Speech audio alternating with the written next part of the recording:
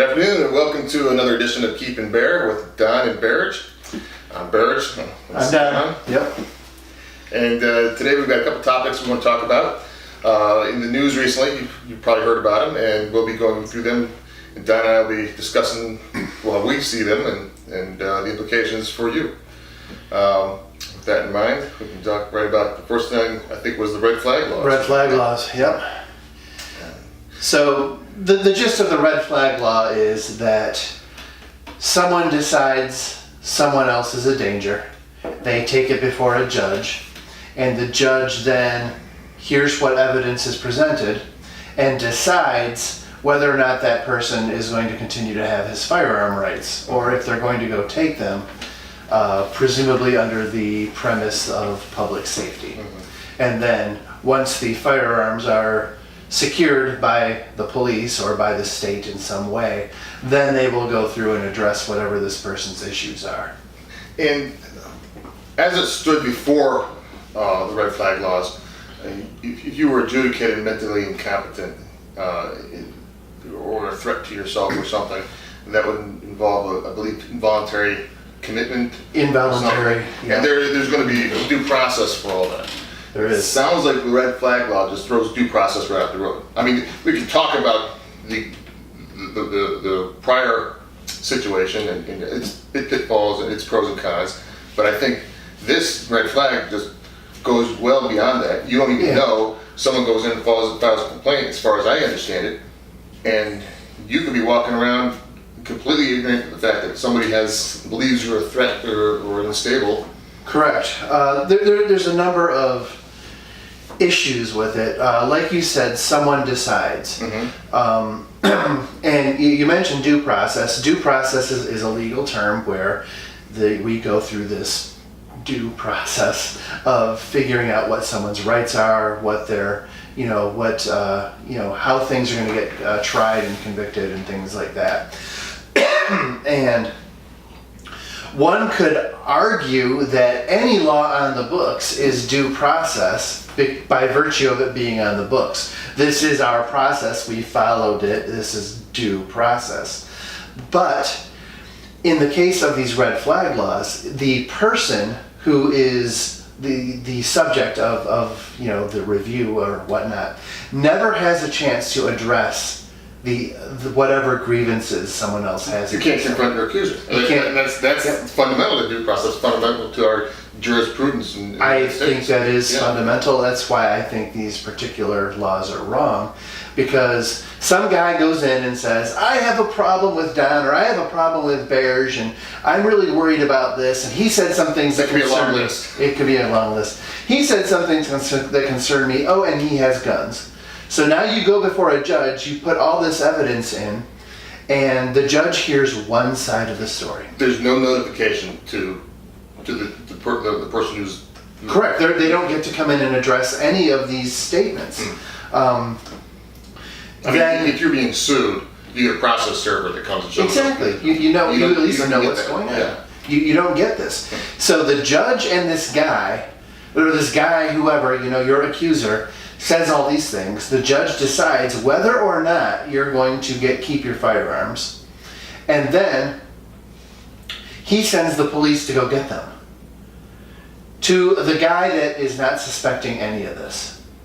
So I believe we had an incident in Maryland. Maryland? Yeah. There was a red flag law.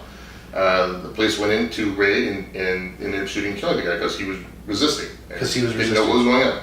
Yep. He has no idea what's going on. He has no idea he's been accused of this. In this particular case, the guy was a little bit unstable. There might have been some reason to do this, but at the same time, they just went in, I don't want to say guns a-blazing, but they went in with no forewarning, no nothing. And if a bunch of people come breaking into my house and say, we're taking your stuff, no, you're not. Well, that's... if someone comes busting into your home, it's a reasonable reaction that you're going to attempt to repel them. And it bears asking, what was wrong with the current system? If this fellow if there was a problem, there are current guidelines in place that without the red flag law. There's other ways of dealing with this sort of thing. Yeah. And why Some was of that the- not done? yeah. You know, why the sudden urgency? Yeah, Is it, why? some of the concerns were, like, there was a guy on, as Gab.com or something like that, and he was making all kinds of, I think it was some anti-religion or anti-race statements, and he ended up going out and trying to shoot someplace up. I forget the details on it, but there was forewarning, and there was like, oh, look at this guy said all this stuff. And so the idea behind these laws are, okay, maybe you have the right to go out and say all that, but if you're going to go out and say all this stuff, we need to keep a close eye on you to make sure you're not going to act on all this stuff. Well, that's one thing. And in my mind, I see if someone goes out and makes a threat online, credible or not, they pop up on the radar. There's the red flag. Forget the law from what, and law enforcement gets involved. Other people get involved and say, hey, you know, he's talking to do something really strange. Then there are legitimate mechanisms in place at that point to at least address it. It's like, hey, dude, is everything okay? Well, you know, it doesn't have to come in like, what are you doing? Because then it just turns into, I have the right to say these things. And, you know, in the U.S., we do have the right to be, you know, anti some religion or anti some race, and we can say all this stuff. That doesn't mean that we're not jackasses for doing it, but it means we have the right. And it's hard to say, we're going to take away your rights, you know, to firearms or to anything else because of exercising your right here. It's really hard to do. That's a very that would be very strange, because you're exercising your freedom of speech. You can say whatever you want, and so now suddenly, where do you draw the line? Who's the arbiter of what's acceptable and what's not? And then it gets done behind closed doors, like these red flag laws. Like, well, no, it looks like you stepped over the line, so I'm going to sign off on this warrant or sign off on this form that's going to say, go get him, go confiscate his guns and so forth, and all behind closed doors again. That's not how our nation was meant to work. That's not how a judicial process It's not how it's meant to work at all. No, and it begs the question.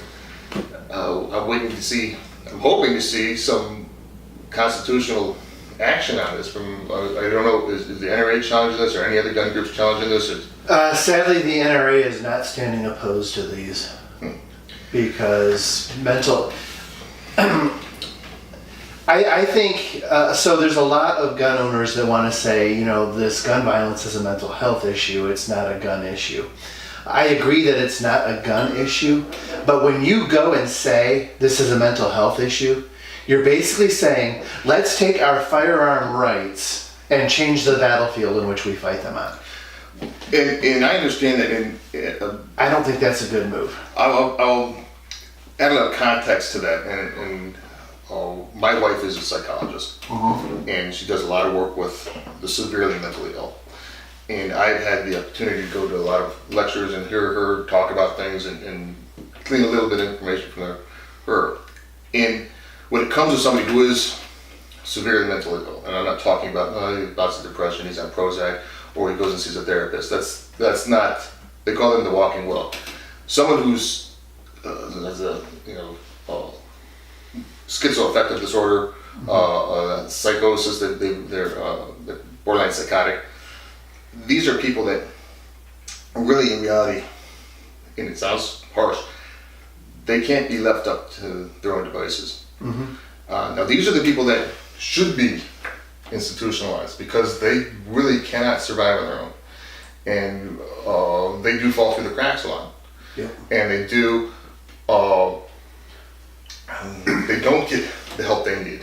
Or what's worse is they can't be compelled to take the medication they need. And it does sound horrible, and it does sound a bit antithesis to the idea of freedoms and personal liberty and responsibility.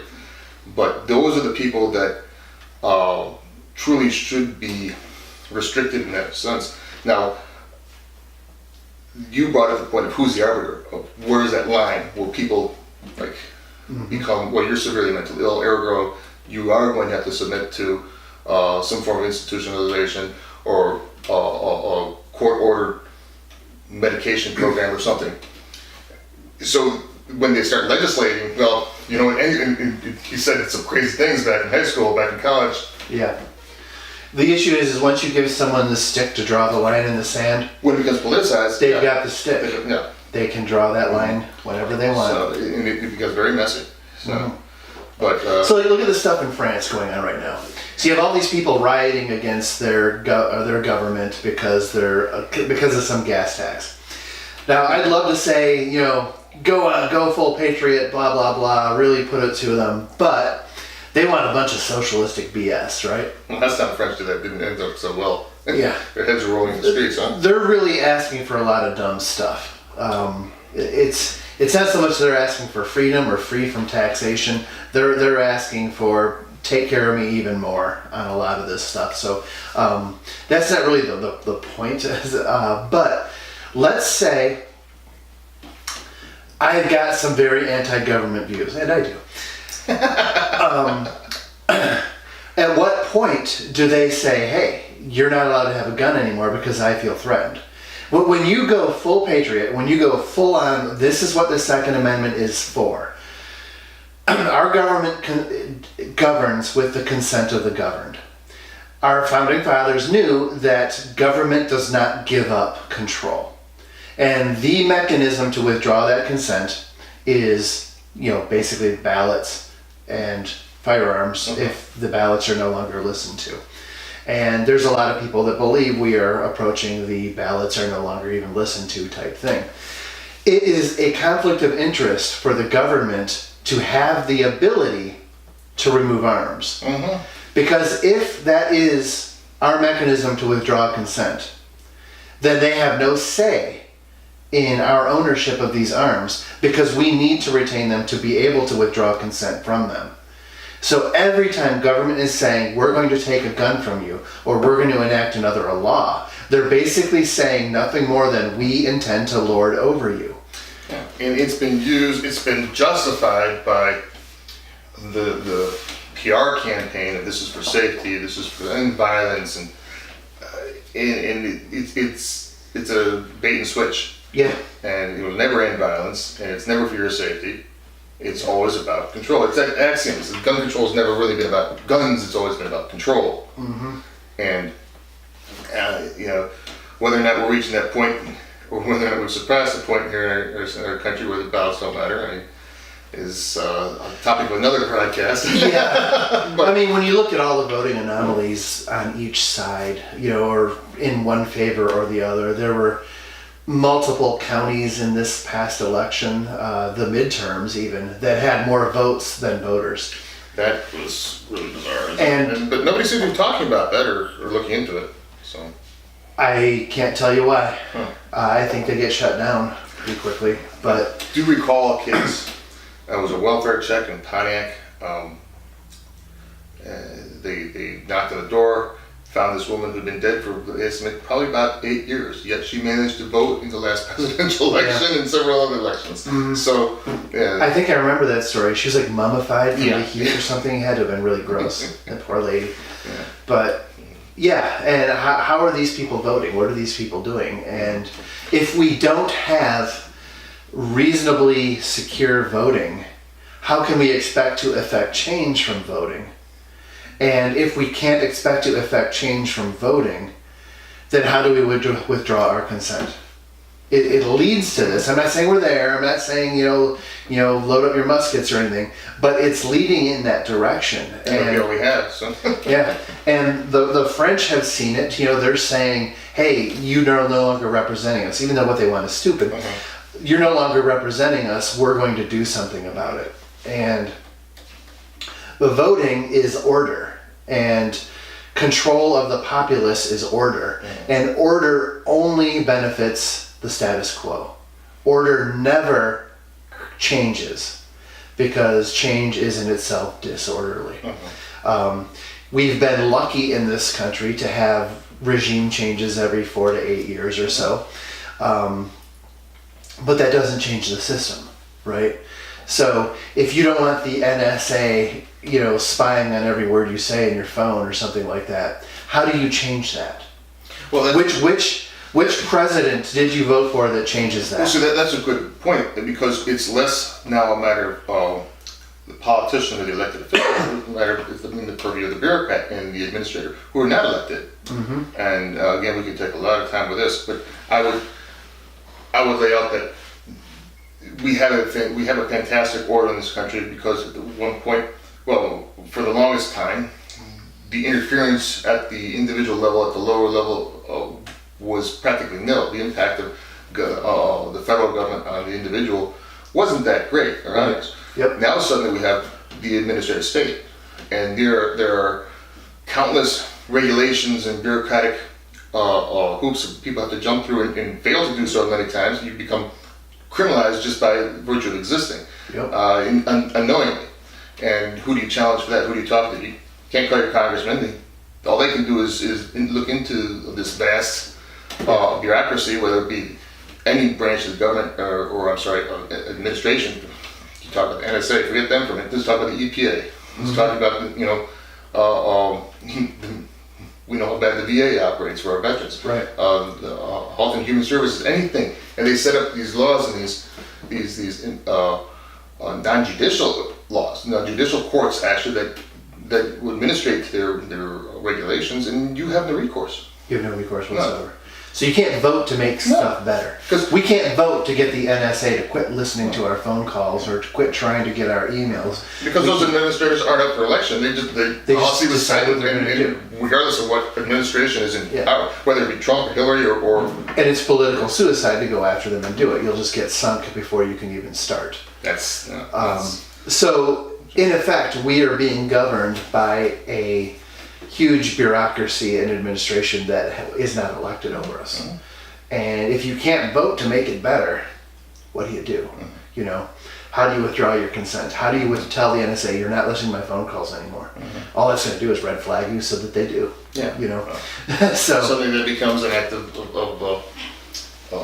defiance or you're the blade that's sticking up. Yeah. So these red flag laws lead down the same way.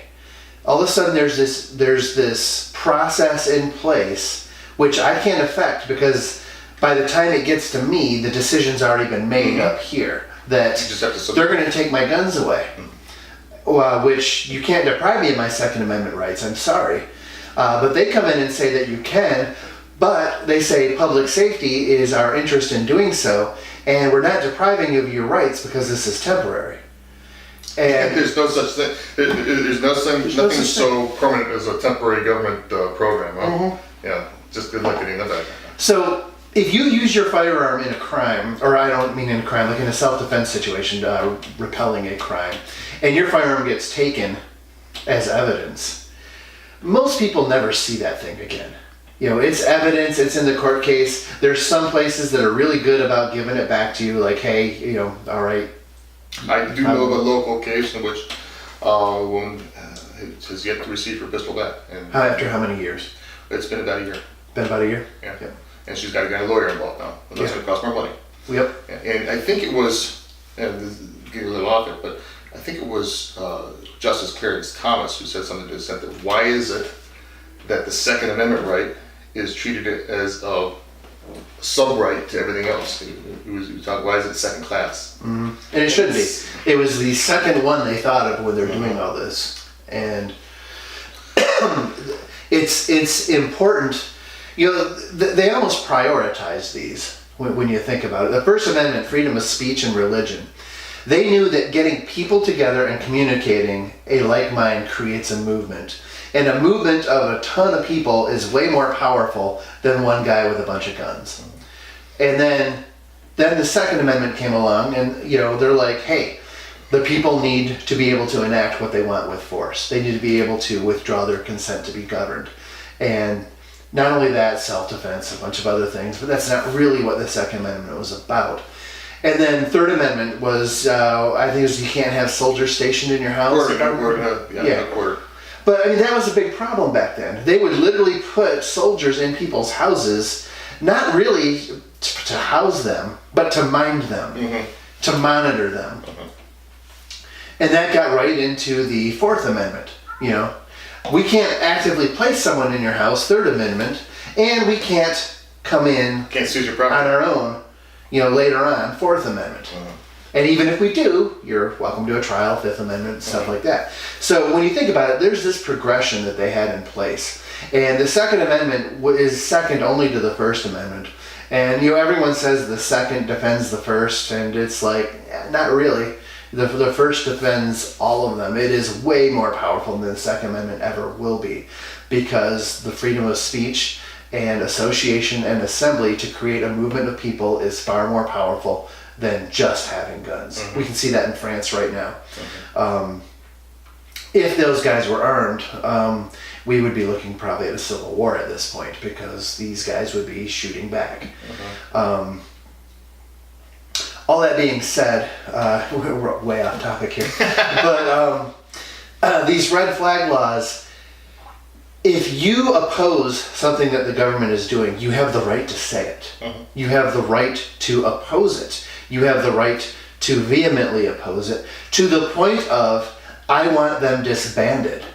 Okay? So if there's some, like parking meter person or agency in your city, and they're going around just ticketing everyone for no reason, you have the right to say, no, you're not doing this anymore. I'm getting a whole bunch of my people to oppose it, and we're going to go shut this division down, because it's done.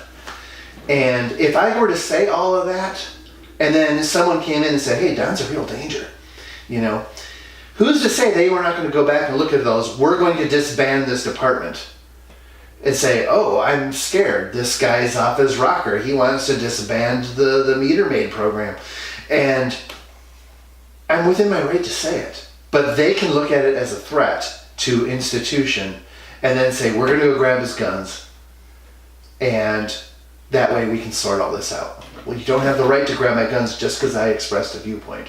Well, it's just like you said earlier. It's when it becomes subjective, it doesn't work. It's not right, because it's done behind closed doors. Who's wielding that stick? Who's making those regulations, and who's setting that threshold? And quite frankly, the threshold needs to be very, very high when you talk about somebody's rights. Yeah. Because I think the old saying goes, your right to swing your fist ends at my nose. And that's legitimate, and you don't want to be harmed by someone else, and that's probably some of the bedrock foundational principles of classical liberalism, is that an individual is free to do as they choose and see fit, so long as they don't interfere or harm their fellow citizen. Correct. So now we're going to the point where, well, we think you might harm somebody, ergo we're going to step in. That doesn't fly. So then let's talk about when it gets punitive. Okay, I'm firmly opposed to the metering program, to the parking people. I go out and I voice it, and I said, this has got to end. This is stupid. They're ticketing everybody. It was in my driveway. I have a right to park in my driveway. They're being rude about stuff, and I'm not paying this stuff.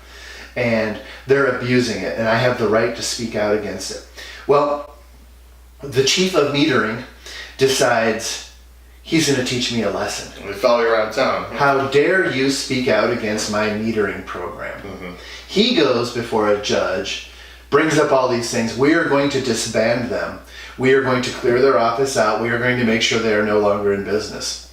He could take any one of those before a judge and say, hey, he says he's coming in here to clean my office out. What does that mean? I'm concerned.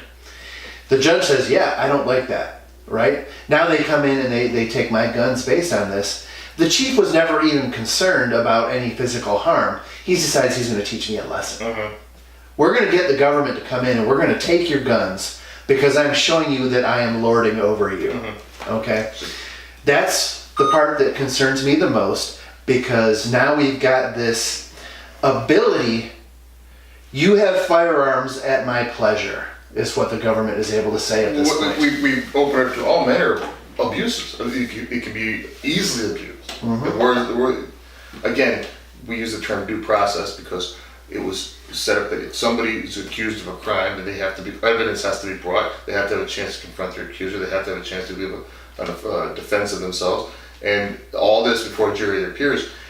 And that's the checks and balances against such abuses of power.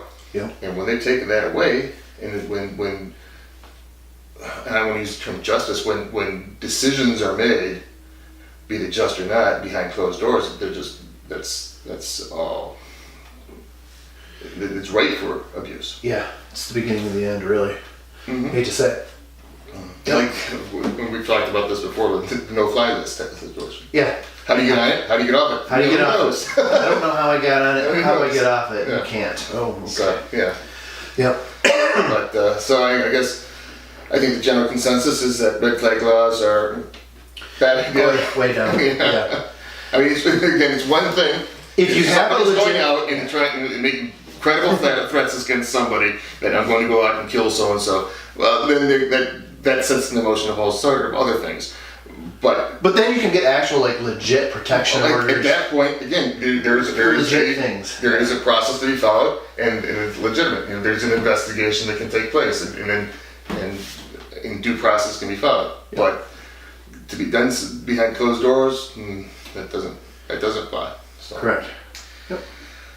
And I think next we'll talk about New Jersey. New Jersey. The state of New Jersey. That was doing some fun stuff. This time they decided that they were going to criminalize the possession, not ban the purchase of, but criminalize the possession of standard capacity magazines. So they call them high capacity. Right. But anything over 10 rounds now is high capacity. It doesn't matter if your pistol, your rifle, whatever came out with a 15, 12, 30 round magazine, it is now illegal in the state of New Jersey.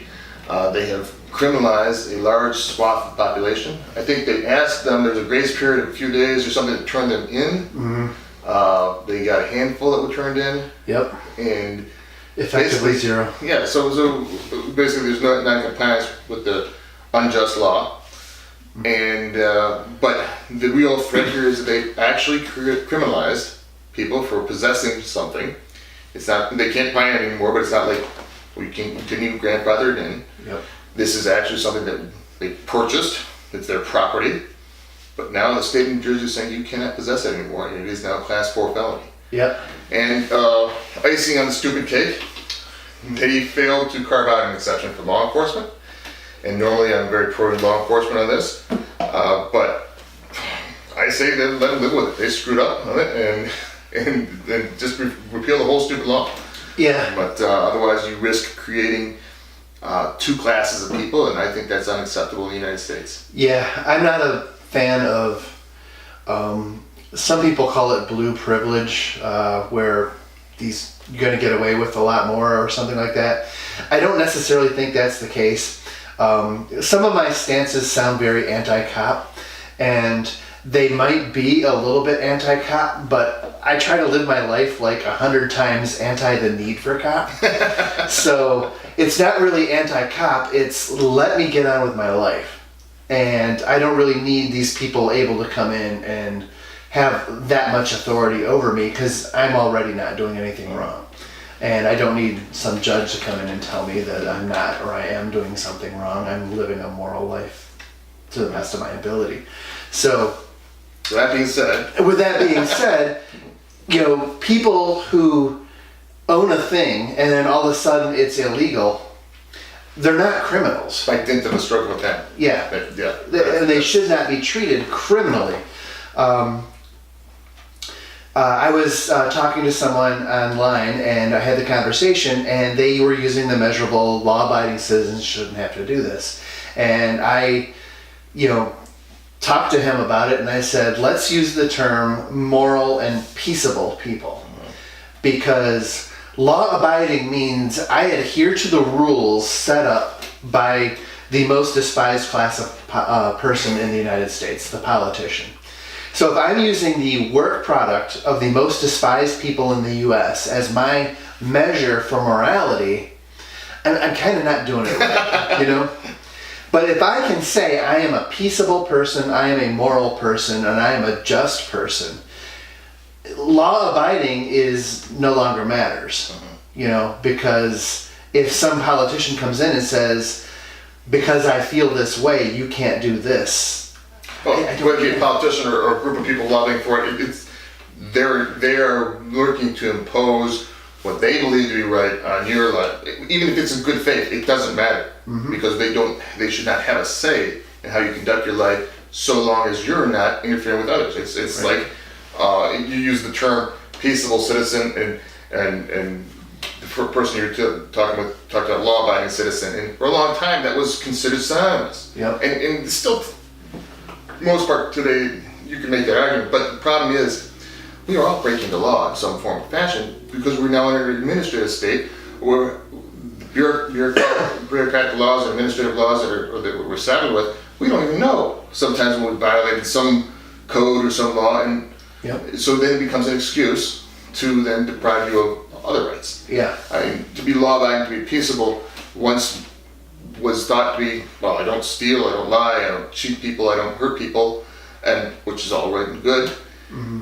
But the state's expanded it. So well, now you don't fill out the form when you want to cut down a tree on your property. You don't file a bond when you want to build a addition to your home. Mm-hmm. You know, little administrative things. Yeah. And That are affecting nobody. yes. Yep.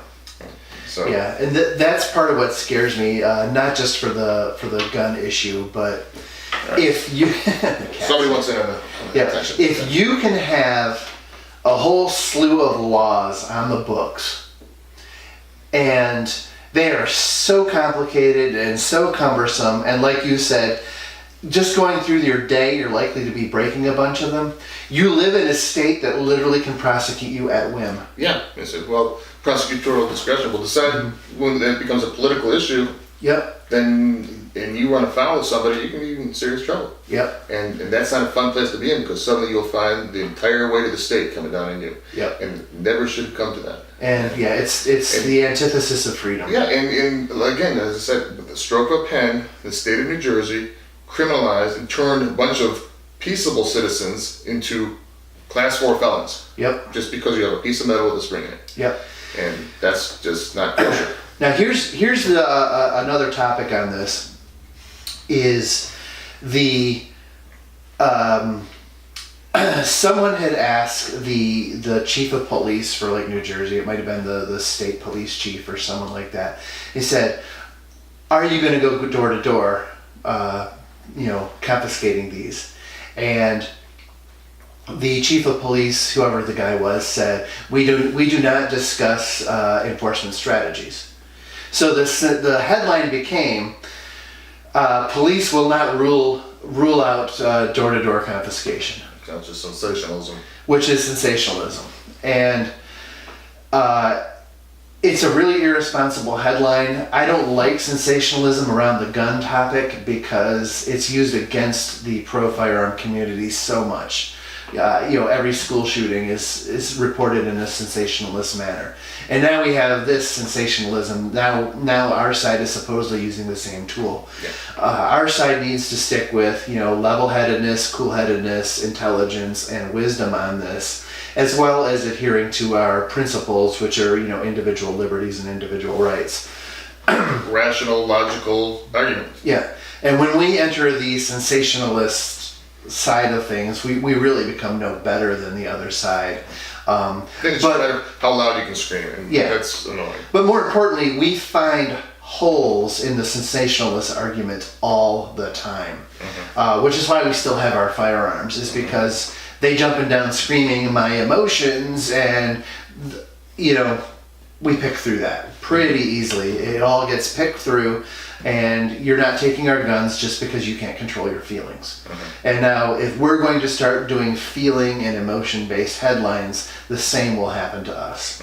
If we say you're not ruling out door-to-door confiscations, and then they come back and say, well, here's why it's not happening, then all of a sudden we're the scared people, we're the morons, and that's not a place where we need to end up. At the same time, though, I do understand that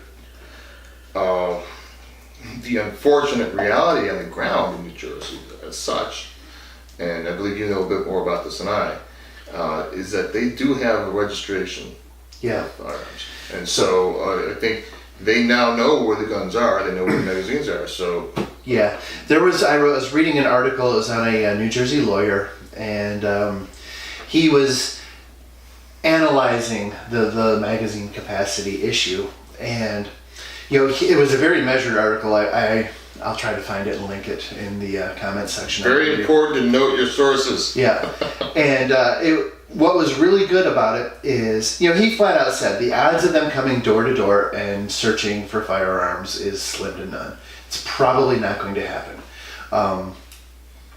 Personally, I think that would incite a lot of violence on people, and it's just not something we need. Yeah, that's an accident waiting to happen. Mm-hmm.